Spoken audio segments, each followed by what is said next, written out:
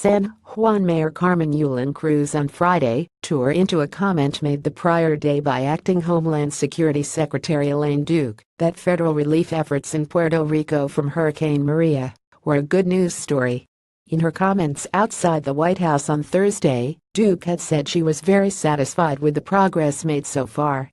"I know that it is really a good news story in terms of our ability to reach people and the limited number of deaths that have taken place in such a devastating hurricane," Duke said.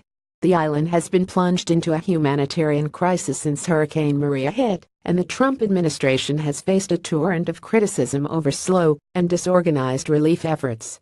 When informed of Duke's comments during an interview on CNN's New Day, Cruz appeared shocked and asked host Allison Camerota if Duke had really made that statement.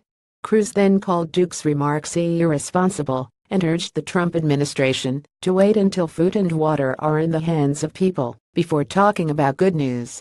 "Well, maybe from where she's standing it's a good news story," she said. "When you're drinking from a creek it's not a good news story.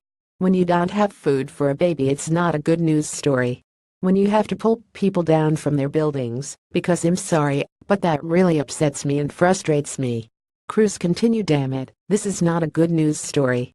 This is a people-leading story. This is a life or death story. This is there's a truckload of stuff that cannot be taken to people story.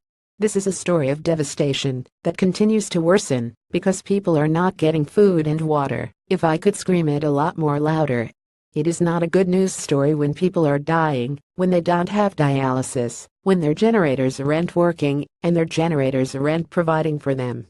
Where is the good news here?" Cruz explained that aid efforts in Puerto Rico have been plagued not by a lack of supplies, but logistical difficulties in distributing food, water, and medicine across the island, particularly in rural areas.